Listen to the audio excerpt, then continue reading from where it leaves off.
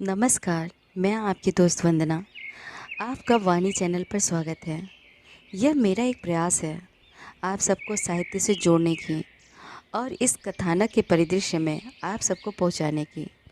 इसके लिए आप हमसे जुड़िए और हमारे चैनल को लाइक शेयर सब्सक्राइब करें। फिर आज हम शुरू करते हैं प्रेमचंद जी का उपन्यास गोदान।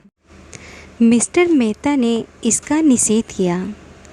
खन्ना ने कहा, आखिर वहाँ भोजन करेंगे या भूखों मरेंगे? मेहता ने जवाब दिया, भोजन क्यों न करेंगे, लेकिन आज हम लोग खुद अपना सारा काम करेंगे। देखना तो चाहिए कि नौकरों के बगैर हम जिंदा रह सकते हैं या नहीं। मिस मालती पकाएंगी और हम लोग खाएंगे। देहातों में हाड़ियाँ और पत्तल मिल ही जाते हैं और ईंधन की कोई कमी नहीं। शिकार हम करेंगे ही। मालती ने गिला किया, क्षमा कीजिए, आपने रात मेरी कलाई इतनी ज़ोर से पकड़ी कि अभी तक दर्द हो रहा है। काम तो हम लोग करेंगे, आप केवल बताती जाइएगा। मिर्ज़ा खुर्शीद बोले, अजी आप तमाशा देखिएगा, मैं सारा इंतज़ाम कर दूंगा। बात ही कौन सी है? जंगल में हांडी और बर्तन ढूंढना हिमाकत है। हिरन का शिकार कीजिए, भुनिए, खाइए और दरख्त के साए में खर्राटे लीजिए। यही प्रस्ताव स्वीकृत हुआ। 2 मोटरें चली। एक मिस मालती ड्राइव कर रही थी, दूसरी खुद राय साहब। कोई 20-25 मील पर पहाड़ी प्रांत शुरू हो गया। दोनों तरफ ऊंची पर्वतमाला दौड़ी चली आ रही थी।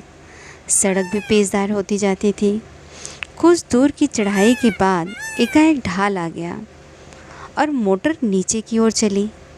दूर से नदी का पाट नजर आया।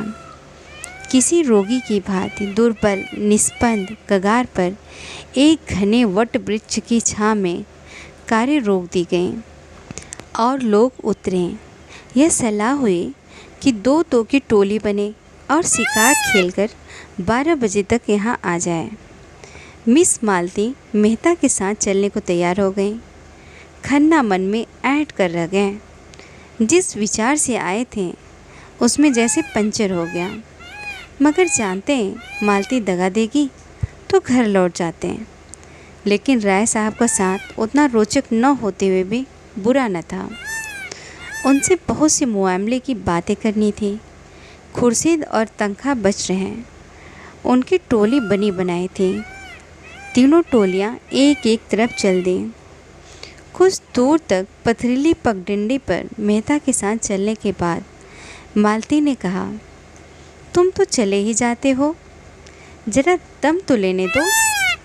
मेहता मुस्कुराए, अभी तो हम 1 मील भी नहीं आए, अभी से थक गई। थकी नहीं, लेकिन क्यों न जरा दम ले लो। जब तक कोई शिकार हाथ ना जाए हमें आराम करने का अधिकार नहीं। अब तुमसे क्या बताऊं।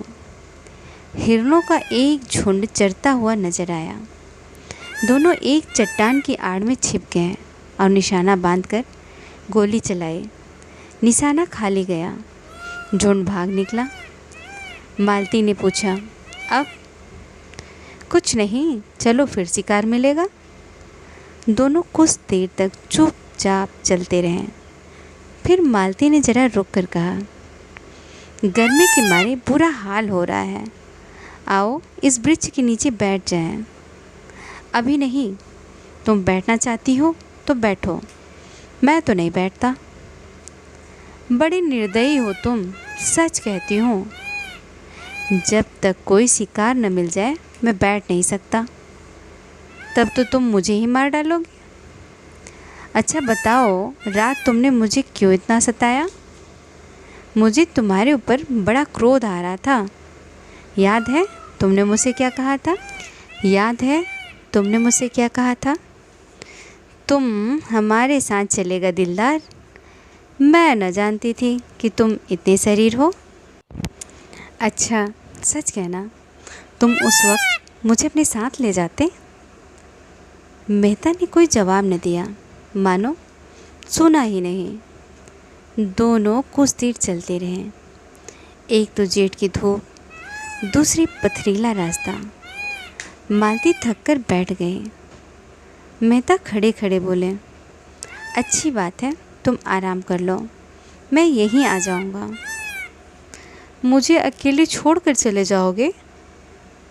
कैसे जानते हो? नए युग की देवियों की यही सिफत है। वो मर्द का आश्रय नहीं चाहती, उससे कंधा मिलाकर चलना चाहती हैं। मालती ने झेपते हुए कहा, तुम कोरे फिलासफर हो मेहता, सच। सामने वृक्ष पर एक मोर बैठा हुआ था। मेहता ने निशाना साधा और बंदूक चलाई। मोर उड़ गया। मालती प्रसन्न होकर बोली, बहुत अच्छा हुआ, मेरा सांप पड़ा। मेहता ने बंदूक कंधे पर रखकर कहा, तुमने मुझे नहीं, अपने आप को सांप दिया। शिकार मिल जाता तो मैं तुम्हें 10 मिनट की मोहलत दे देता। अब तो तुमको फ़ौरन चलना पड़ेगा। मालती उठकर मेहता का हाथ पकड़ती हुई बोली, फिलासफरों के शायद हृदय नहीं होता। तुमने अच्छा किया विवाह नहीं किया, उस गरीब को मार ही डालते। मगर मैं यूँ न छोड़ूंगी, तुम मुझे छोड़कर नहीं जा सकते। मेहता ने एक झटके से हाथ छुड़ा लिया और आगे बढ़े। मालती सजल नेत्र होकर बोली, मैं कहती हूँ मत जाओ, नहीं मैं इसी चट्टान पर सिर पटक दूँगी। मेहता ने तेज़ी से कदम बढ़ाया। मालती उन्हें देखती रही। जब वो 20 कदम निकल गए तो झुंझला कर उठी और उनके पीछे दौड़ी। अकेले विश्राम करने में कोई आनंद न था।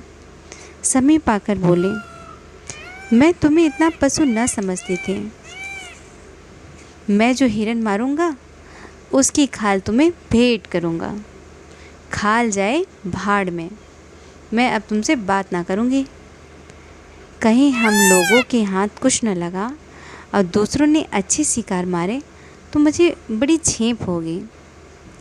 एक चौड़ा नाला मुंह फैलाए बीच में खड़ा था। बीच की चट्टानें उसके दांतों सी लगती थी।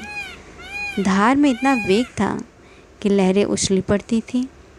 सूर्य मध्याह्न पर आ पहुंचा था और उसकी प्यासी किरणें जल में क्रीड़ा कर रही थीं। मालती ने प्रसन्न होकर कहा, अब तो लौटना पड़ा। क्यों? उस पार चलेंगे, यही तो शिकार मिलेंगे। धारा में कितना वेग है, मैं तो बह जाऊंगी। अच्छी बात है, तुम यहीं बैठो, मैं जाता हूँ। हाँ, आप जाइए, मुझे अपनी जान से बैर नहीं है। मेहता ने पानी में कदम रखा और पांव साधते हुए चले। ज्यों-ज्यों आगे जाते थे पानी गहरा होता जाता था, यहाँ तक कि छाती तक आ गया। मालती अधीर हो उठी। शंका से मन चंचल हो उठा। ऐसी विकलता तो उसे कभी न होती थी। ऊंचे स्वर में बोली, पानी गहरा है, ठहर जाओ, मैं भी आती हूँ। नहीं नहीं, तुम फिसल जाओगी, धार तेज है। कोई हर्ज नहीं, मैं आ रही हूँ, आगे न बढ़ना, खबरदार। मालती साड़ी ऊपर उठाकर नाले में बैठी, मगर 10 हाथ आते आते पानी उसकी कमर तक आ गया। मेहता घबराए। दोनों हाथ से उसे लौट जाने को कहते हुए बोले, तुम यहाँ मत आओ मालती, यहाँ तुम्हारी गर्दन तक पानी है। मालती ने एक कदम और आगे बढ़कर कहा, होने दो, तुम्हारी यही इच्छा है कि मैं मर जाऊं तो तुम्हारे पास ही मरूंगी। मालती पेट तक पानी में थी। धार इतनी तेज़ थी कि मालूम होता था कदम उखड़ा। मेहता लौट पड़े और मालती को एक हाथ से पकड़ लिया। मालती ने नशीली आंखों में रोज़ भर कर कहा, मैंने तुम्हारे जैसा बेदर्द आदमी कभी न देखा था, बिल्कुल पत्थर हो। खैर, आज सता लो जितना सताते बने, मैं भी कभी समझूंगी। मालती के पांव उखड़ते हुए मालूम हुए। वो बंदूक संभालती हुए उनसे चिमट गए। मेहता ने आश्वासन देते हुए कहा, तुम यहाँ खड़ी नहीं रह सकती, मैं तुम्हें अपने कंधे पर बिठाए लेता हूँ। मालती ने भ्रुकुटी टेढ़ी करके कहा, तो उस पार जाना क्या इतना ज़रूरी है? मेहता ने कुछ उत्तर न दिया। बंदूक कनपटी से कंधे पर दबा ली और मालती को दोनों हाथों से उठाकर कंधे पर बैठा लिया। मालती अपनी पुलक को छिपाते हुए बोली, अगर कोई देख ले? भद्दा तो लगता है। 2 पग के बाद उसने करुण स्वर में कहा, अच्छा बताओ, मैं यहीं पानी में डूब जाऊं तो तुम्हें रंज हो या ना हो? मैं समझती हूँ तुम्हें बिल्कुल रंज ना होगा। मेहता ने आहत स्वर से कहा, तुम समझती हो मैं आदमी नहीं हूँ? मैं तो यही समझती हूँ, क्यों छिपाऊँ? सच कहती हो मालती। तुम क्या समझते हो? मैं कभी बतलाऊँगा। पानी मेहता की गर्दन तक आ गया। कहीं अगला कदम उठाते ही सिर तक ना आ जाए। मालती का हृदय धक धक करने लगा। बोली, मेहता, ईश्वर के लिए अब आगे मत बढ़ना, नहीं मैं पानी में कूद पड़ूंगी। उस संकट में मालती को ईश्वर याद आया, जिसका वह मजाक उड़ाया करती थी।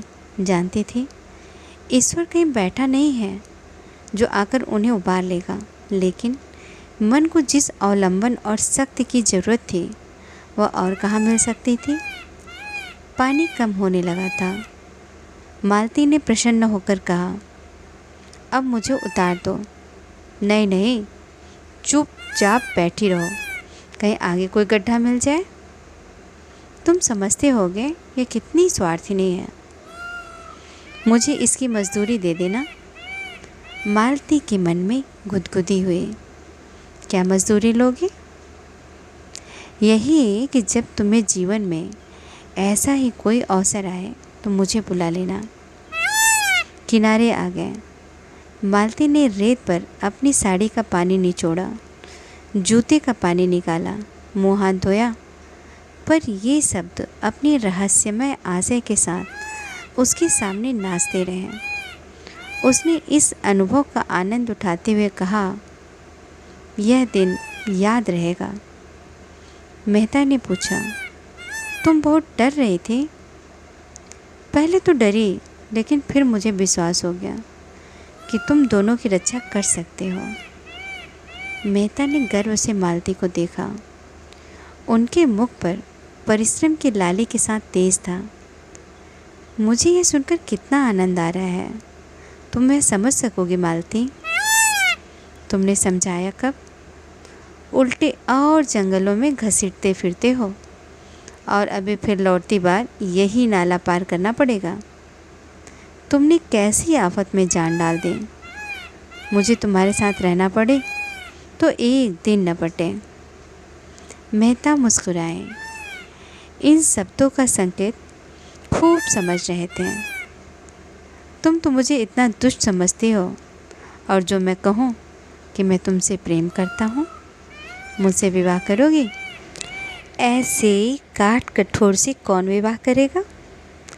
रात दिन जलाकर मार डालोगे। और मधुर नेत्रों से देखा, मानो कह रही हो, इसका आशय तुम समझते हो, इतने बुद्धू नहीं हो। मेहता ने जैसे सचेत होकर कहा, तुम सच कहते हो मालती। मैं किसी रमणी को प्रसन्न नहीं रख सकता। मुझसे कोई स्त्री प्रेम का स्वांग नहीं कर सकती। मैं उसके अंत स्थल तक पहुंच जाऊंगा, फिर उसे अरुचि हो जाएगी। मालती कांप उठी। इन शब्दों में कितना सत्य था। उसने पूछा, बताओ, तुम कैसे प्रेम से संतुष्ट होगे? बस यही कि जो मन में हो वही मुख पर हो। मेरे लिए रंग रूप और हाव भाव और नाजो अंदाज का मूल्य उतना ही है जितना होना चाहिए। मैं वह भोजन चाहता हूँ जिससे आत्मा की तृप्ति हो। उत्तेजक और शोषक पदार्थों की मुझे ज़रूरत नहीं। मालती ने ओठ सिकोड़ कर ऊपर को सांस खींचते हुए कहा, तुमसे कोई पेश न पाएगा एक ही घाव को। अच्छा बताओ, मेरे विषय में तुम्हारा क्या ख्याल है? मेहता ने नटखटपन से मुस्कुराकर कहा, तुम सब कुछ कर सकते हो। बुद्धिमान हो, चतुर हो, प्रतिभावान हो, दयालु हो, चंचल हो, स्वाभिमानी हो, त्याग कर सकती हो, लेकिन प्रेम नहीं कर सकती। मालती ने पैनी दृष्टि से ताकर कहा, झूठे हो तुम, बिल्कुल झूठे। मुझे तुम्हारा यह दावा निस्सार मालूम होता है कि तुम नारी हृदय तक पहुंच जाते हो। दोनों नाले के किनारे चले जा रहे थे। 12 बज चुके थे।